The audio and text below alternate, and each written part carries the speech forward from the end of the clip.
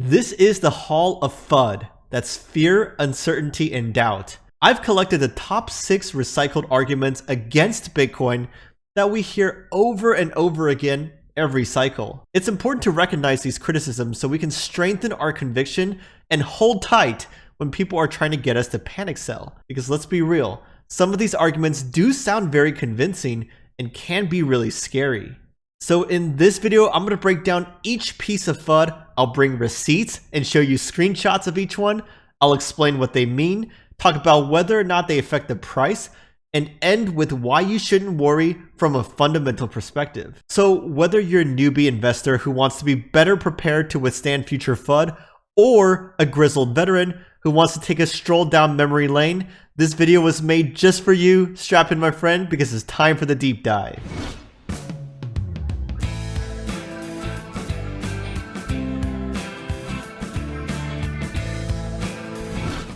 Welcome back to BFB. I'm your host Kevin, and in this channel we're all about that deep research and honest opinions to help you get that long-term edge in the crypto space. While you're watching, if you like what you see, please tap that like button because that one quick click would help me out immensely. Alright, FUD number 1 is something called the mining death spiral.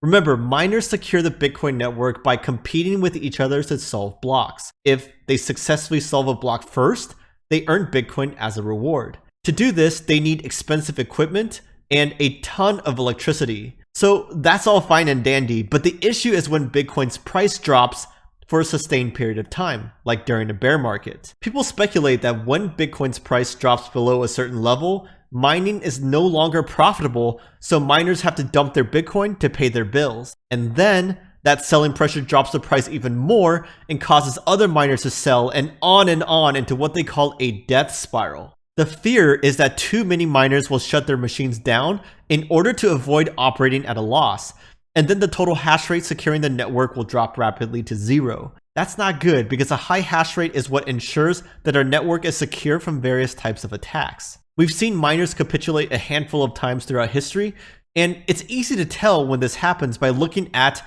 moving averages for hash rate or difficulty. When those ribbons compress or flip, that means that some miners have capitulated and said peace out. It's usually around those times that we see articles or tweets warning us that the death spiral is near and that Bitcoin is screwed. But if we take a look at the hash rate charts for Bitcoin, besides a few short periods where the total hash rate is falling or flat, it's been on a massive uptrend throughout its 12 years of existence so far. So the impending death spiral has always been overstated. On a more fundamental level though, I'm not worried about this for 2 main reasons. First, the miners that have to shut down are usually your smaller miners in regions with high electricity costs. But it'll take a lot to get those giant mining farms with dirt cheap electricity rates to close. They usually are better capitalized, have a long-term plan, and are just better prepared in general. Second, Bitcoin's difficulty adjustment was brilliantly created to prevent such a death spiral. Here's why. If some miners quit and turn off their machines, then the Bitcoin network will detect the drop in hash rate and be like, hey, we're going to make it easier to solve blocks so we can maintain a roughly 10-minute pace per block. And for the remaining miners, it's now easier and more profitable so they can stay in operation and keep the network humming along. This dynamic is what keeps Bitcoin's mining incentives aligned for everyone. Okay, FUD number 2 is all about governments banning Bitcoin. We've seen this in the past few years with China leading the way, and then South Korea, Nigeria, and most recently India. Initially, the reports that come out are way too extreme, presenting us with the worst case scenario, when in reality, it's much more nuanced. For example, in China, they banned ICOs and restricted exchanges, but it's not illegal for citizens to hold Bitcoin. In fact, many of them still do. Also, mining is not banned since Chinese miners still account for a large percentage of the global hash rate. In South Korea, there were really loud rumors in 2017 and 18 that they're going to bring the hammer down on all trading. But that never happened, and they just banned anonymous accounts and added stricter identity verification checks. South Korea to this day still remains a pop-in place for all things Bitcoin and blockchain. Nigerians, on the other hand, were pretty upset about their government's ruling, but they still seem to be holding their Bitcoin tight and utilizing a more peer-to-peer route instead for trading purposes. India's impending ban is pretty scary because it would make holding Bitcoin illegal. Fortunately, it's not official yet, so there's still hope out there, and I'm crossing my fingers that the final law is going to be more flexible. Each announcement has been accompanied by sharp drops in price, but I've never seen them change the overall trend outright. What I mean is, if we're in a bull market, the price may drop, but then it will consolidate for a bit and then resume the uptrend. If we're in a bear market, heck, it might have dropped anyway, so who's to know how big of an impact the negative news actually made. I'm not worried though. The Bitcoin market is global and enormous now, holding steady at over a $1 trillion market cap. We have retail investors from every corner of the world, and now big institutions are coming to play as well. We see Wall Street offering Bitcoin services, and even some states and countries adopt policies favorable to Bitcoin. That's why I would be absolutely flabbergasted if any major Western country ever banned it outright. It's just too entrenched already, and we got lobbyists too. So as long as most countries still allow Bitcoin, a few here and there that ban it won't be too impactful in my estimation. But number 3 has to do with super old Bitcoin, or potentially Satoshi's coins, moving. These are coins that haven't moved for the better part of a decade, finally coming out of hibernation and moving to a different address. It's always significant when old coins move because a lot of them are assumed to be lost forever, and the market has kind of priced that in. What I mean is that we think of Bitcoin's circulating supply to be less than what it could be theoretically, because so many coins have been lost throughout history. So when big bags of old coins move unexpectedly, that means there's more circulating supply that we gotta contend with. The worry here is that big bags are gonna be dumped onto the market, and usually these are huge amounts because they were acquired back when Bitcoin was just a few dollars, and you can mine them with simple computers. Sometimes we see a sharp price drop when this type of news goes viral on the internet. The real scare tactics come when some people claim that it might be Satoshi moving his coins, because Bitcoin's anonymous founder has 1 million coins, and it's assumed that he can't and won't ever access those coins. So if his coins were to ever move, that would be a huge shock to the market and would likely cause a massive drop in price. Honestly, I'm not that worried because Satoshi could have returned for over a decade now, but we haven't heard even a peep. So with each passing day, the likelihood he comes back drops lower and lower. And for those OG whales who move their coins or decide to sell, I have no issue with that. It's to be expected, and those coins are just finding new owners who will hold and cherish them for a long time, maybe even for the next 10 years. Now for a quick shout out to our sponsors for this video, Matrixport. They are a crypto bank that spun off from Bitmain in 2019. And they offer a bunch of different products to trade, earn, invest, borrow, and custody. They're having a big celebration event until April 15th, since they now hit over $10 billion in funds under management. So until then, you can access their 30% APR fixed income products and enter a giveaway drawing for prizes like a PS5, Netflix subscriptions, and much more. If you're curious, you gotta act fast though. Download their app using my link in the description below.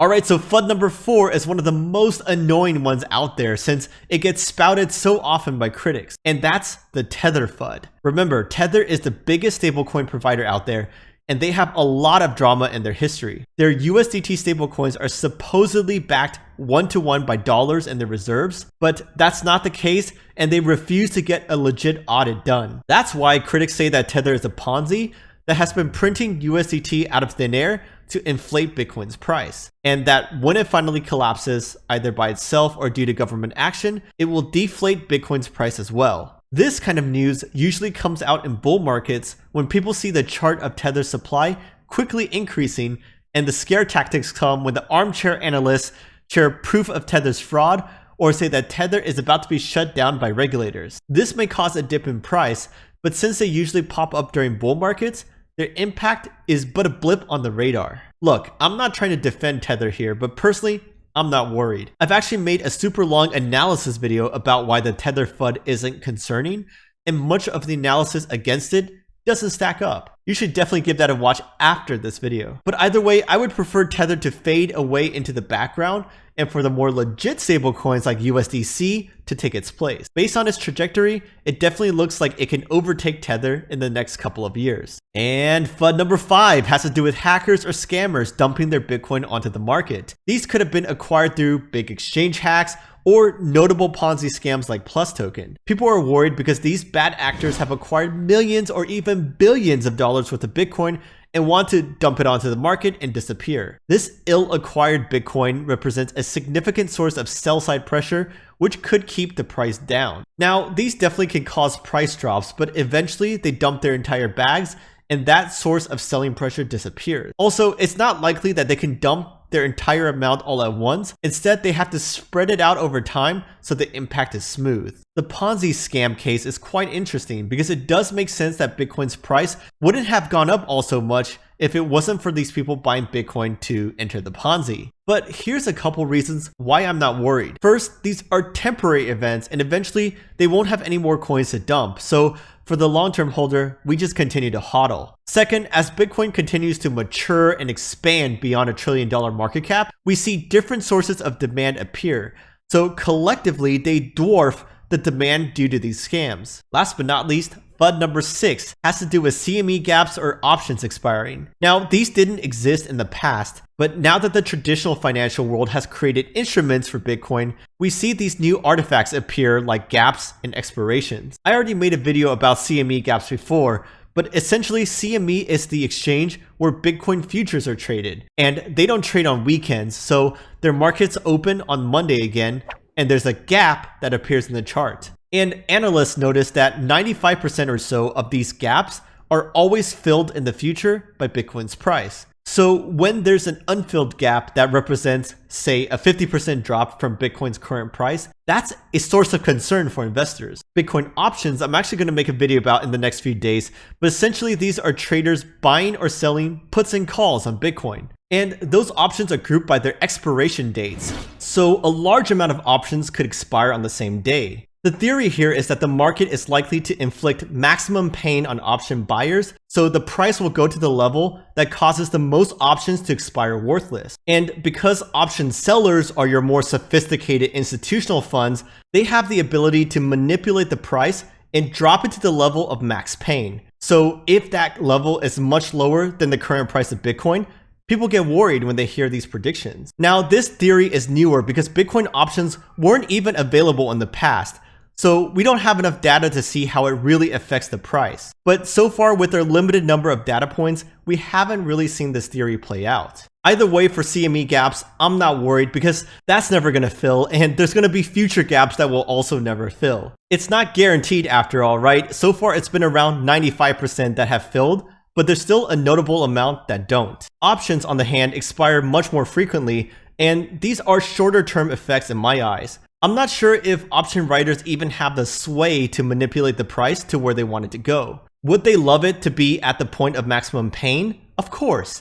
But Bitcoin is a huge global market, and many times they don't get a say in where the price goes. I hope this haul of FUD was illuminating for you and could give you some peace of mind when you hear these in the future. Because they aren't going to stop, and we're going to hear some form of these being spouted by either the uninformed or critics who want to see Bitcoin fail. But remember, Bitcoin is anti-fragile. This was a term coined by Nassim Nicholas Taleb, author of The Black Swan and other famous books. Essentially, it means that the more attacks and disorder that Bitcoin survives, the stronger it gets. And so far, it's withstood a slew of attacks from all different angles during its 12 years of existence. Bitcoin can't stop and won't stop. It's going to take an extinction level event to knock it off its path. So for me, as a long-term holder, I don't lose any sleep when I hear these FUD arguments. Maybe it affects you if you're trying to day trade, but you should stop doing that and come join us holders where things are chill and we have diamond hands. What do you think though? Did I miss any big FUD arguments that pop up often? If so, let us know down in the comments below. Next up, I got a breakdown about the Audius project for you and a video explaining how Bitcoin options work. So if you like this video, I would greatly appreciate a like. I'm Kevin from BFB. I hope you have an amazing rest of your day. Cheers.